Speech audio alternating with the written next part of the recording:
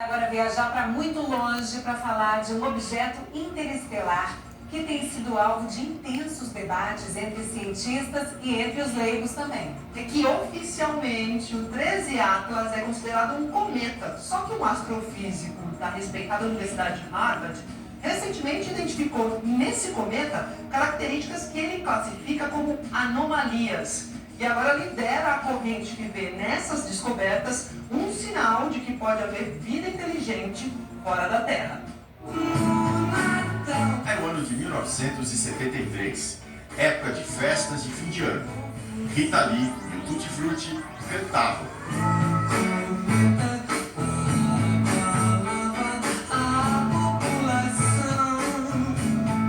A letra fala do cometa Kolbeck. O mundo aguardava ansioso a aproximação do corpo celeste.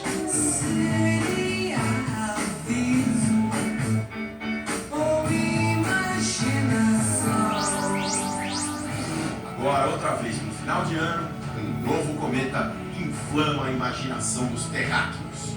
O 13 Atlas. Este astrofísico da Universidade de Harvard tem uma teoria ousada. Só na nossa galáxia, a Via Láctea, existem 100 bilhões de estrelas. Então é bem possível que a gente encontre uma nave produzida por uma civilização distante entre os objetos celestes que entram no nosso sistema solar. Esse é o ponto. O 13 Atlas está dando tanto que falar porque ele é um cometa diferentão. Ele não foi produzido no nosso sistema solar. Ele está vindo de algum ponto da galáxia, da Via Láctea. Então, ele é diferente porque ele tem abundâncias de algumas moléculas e elementos que são diferentes dos cometas do sistema solar. Os cometas, vamos dizer assim, normais, como o Kolbeck da música da Rita Lee, eles vêm sempre de dois lugares. Ou do cinturão de Kuiper, que fica depois da órbita de Netuno, ou então da nuvem de Oort, que está lá nos confins do sistema solar. Mas o 13 Atlas não tem nada a ver com isso. Como a gente falou, a origem é desconhecida. Ele vem de fora, não está girando em torno do Sol. Está só de passagem pelo nosso sistema solar. E é por isso que estão surgindo teorias assim inusitadas de que, na verdade, ele seria uma nave alienígena. Mas nada que comova este cético profissional, o historiador da ciência Michael Shermer, que é editor de uma revista chamada, isso mesmo, O Cético. Acho que o 13 Atlas é só um objeto interestelar muito provavelmente natural. E é isso que a maioria dos astrônomos acha. As evidências observacionais estão mostrando que é um cometa, né? Tem todas as características de cometa. Mas vai convencer o professor Avilô. Eu anotei pelo menos 13 anomalias nesse objeto. As principais são a massa, de 33 bilhões de toneladas, é muito maior do que de outros objetos interestelares. O alinhamento da trajetória do cometa com a órbita dos planetas é muito preciso, de 5 graus, chance de 1 em 500. A cauda está apontando na direção do Sol e não no sentido contrário, como seria de esperar. E a quantidade de níquel é muito maior do que a de ferro, o que só acontece em ligas produzidas industrialmente. Nós céticos chamamos isso de caçar anomalias, de ir atrás de coisas que vão contra a visão predominante, só para dizer que a visão predominante não consegue explicá-las.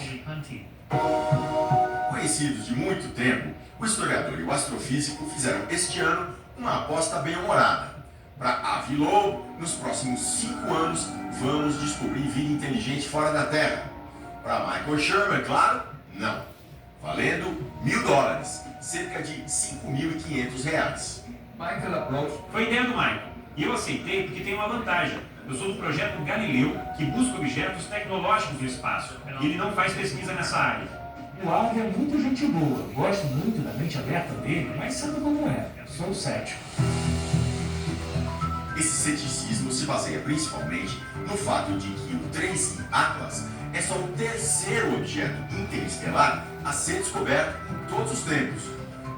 Quando surgiu o primeiro, o cometa Oumuamua, em 2017, o professor Loeb também cogitou que fosse uma nave alienígena, o que acabou não se comprovando. Não conseguimos juntar dados suficientes. Os especialistas em cometas acabaram chamando o Oumuamua de cometa escuro. Mas cometa escuro? Como assim? Isso é como um especialista em zebras ir ao zoológico, ver um elefante e dizer que um elefante é uma zebra sem listras, quando na verdade é um animal totalmente diferente. É claro que esses objetos interestelares, como o Oumuamua e o Tracy Atlas, não começaram só agora a passar pelo nosso sistema solar. Isso tinha desde sempre, mas ninguém notava. Eu acredito que a gente não detectava, principalmente por conta dos próprios telescópios mesmo, né? Mas também na melhora dos modelos, de entender como que o sistema solar funciona. Então tudo isso contribui para que a gente diga assim, com certeza, olha, esse objeto não é do sistema solar.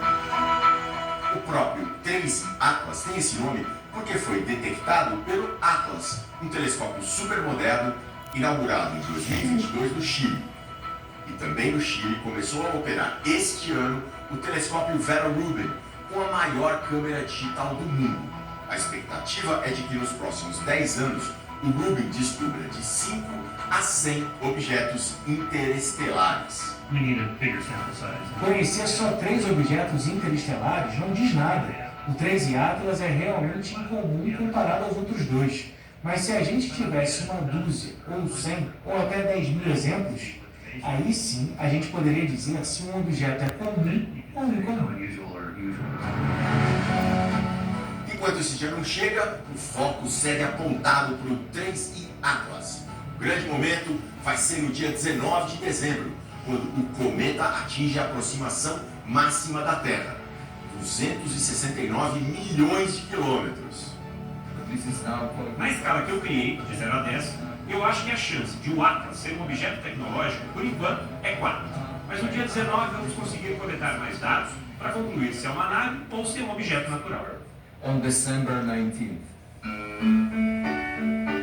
A não ser, é claro, que o Tracy Atlas faça como o cometa Kohoutek, que era esperado para o Natal de 1973, mas aí...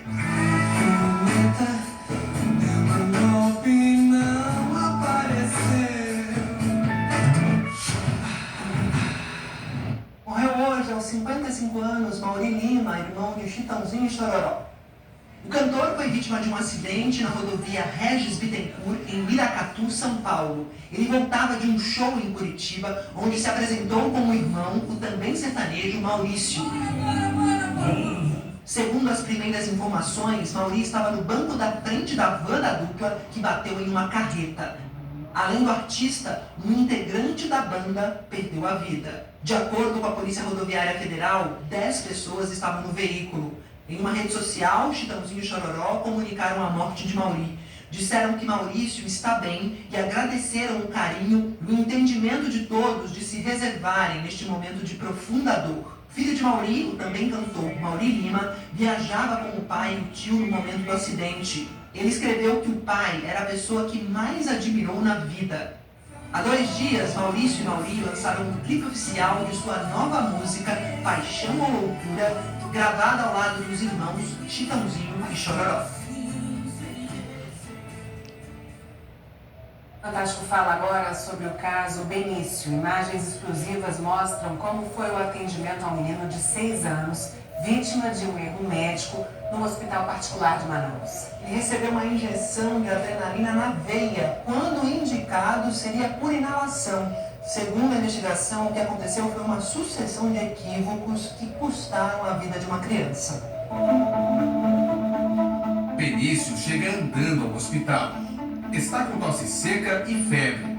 A suspeita, laringite. Aí foi quando eu falei com meu esposo, vamos levar ele na emergência, que eu acredito que seja a garganta dele que está muito inflamada. Foram quase 14 horas dentro do hospital, como mostram estas imagens exclusivas obtidas pelo Fantástico. Bruno, o pai de Benício, ficou quase o tempo todo ao lado do filho de 6 anos. Nenhum pai, nenhuma mãe leva o seu filho para o hospital para ele morrer. Ainda mais da forma que o Benício morreu. Dessa sucessão de erros, dessa negligência, né, que a gente verificou.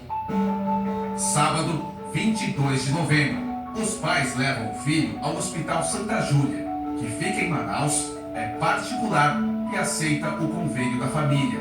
Na triagem, o quadro não foi considerado grave. A médica chamou, né? E aí só podia entrar um no consultório, eu entrei com ele. E aí ela pediu para avaliar ele. Falou que ele ia fazer adrenalina. Ela não explicou o meio, ela só falou fazer adrenalina. Um mês antes, o menino já tinha ido ao mesmo hospital com o mesmo quadro de laringite. E nessa outra vez, qual foi o método usado? Foi inalação. Adrenalina com inalação.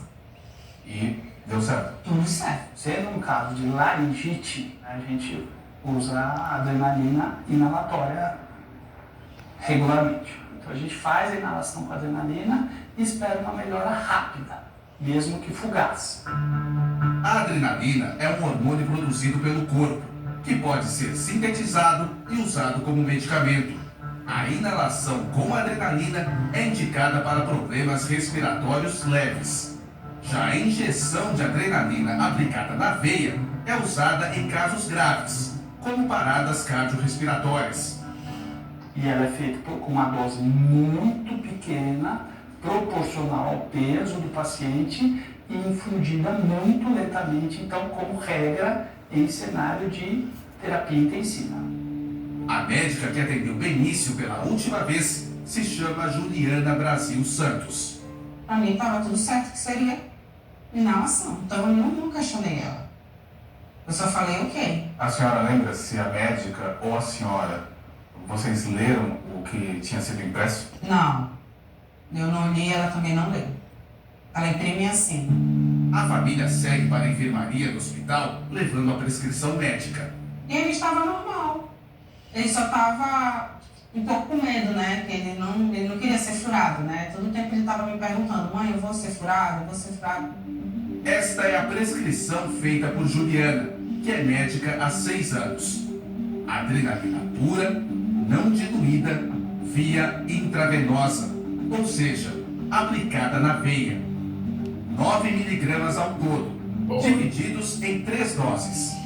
Quem atende o menino é a técnica de enfermagem Raíza Bentes.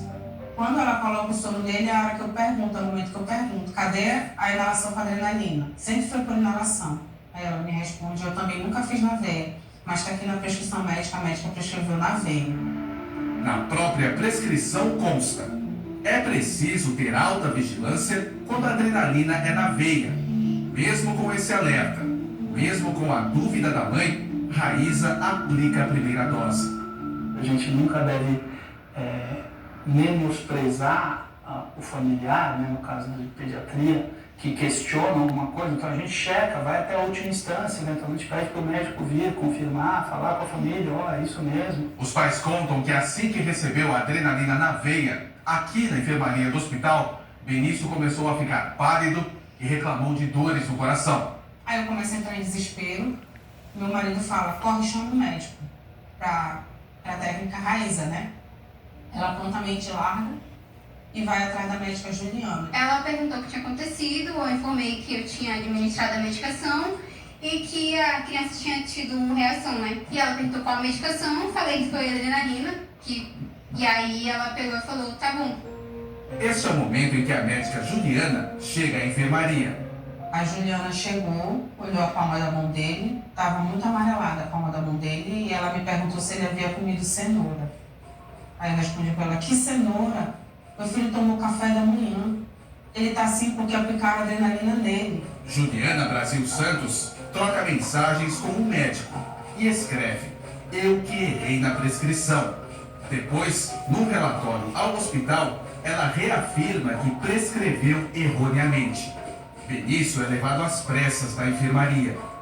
O enfermeiro veio com Benício no colo até aqui, a chamada sala vermelha do hospital, onde ficam os pacientes que precisam ser acompanhados com mais atenção. De acordo com os pais, Benício ficou o tempo todo consciente e com dificuldade para respirar. Chegou uma enfermeira e ela fala assim para mim, calma, você está no hospital, aqui é um hospital, vai dar tudo certo.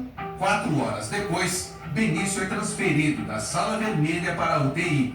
Fica com o pai a maior parte do tempo, faz uma refeição e cerca de 4 horas depois é entubado.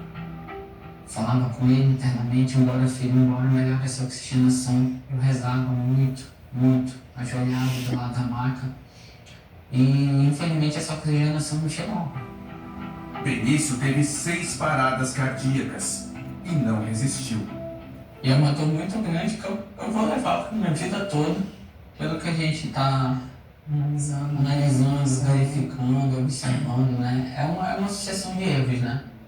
A polícia investiga se houve falhas na intubação e por que o farmacêutico não verificou a prescrição da adrenalina. Certamente o profissional farmacêutico teria identificado a superdose e teria solicitado ao profissional prescritor que pudesse rever sua prescrição.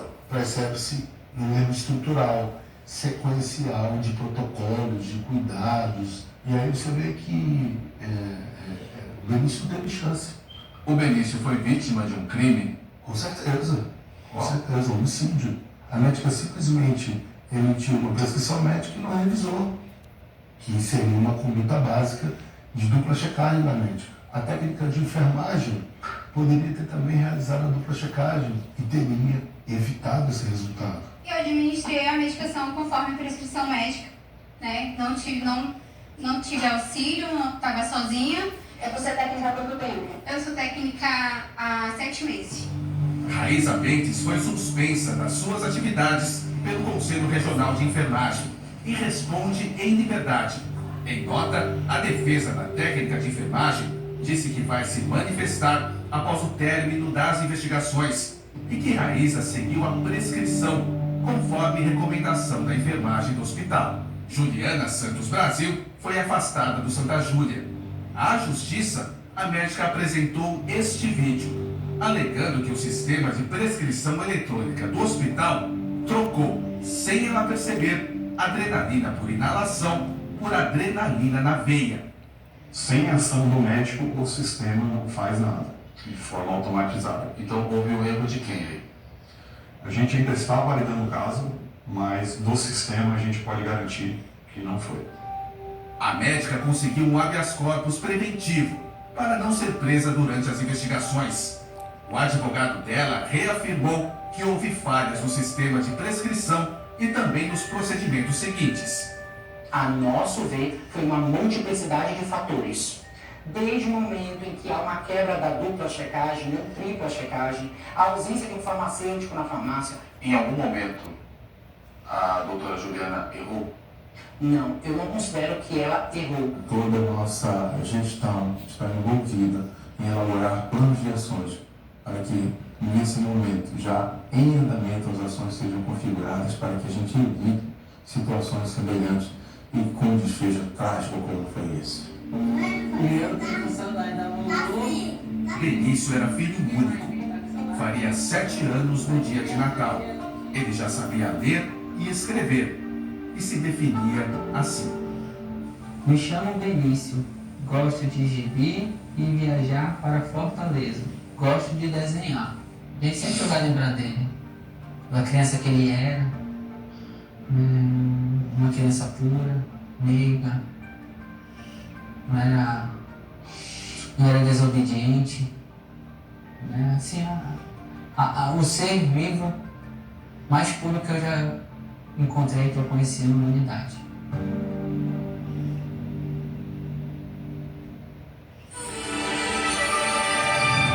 Depois dos comerciais, o pobre se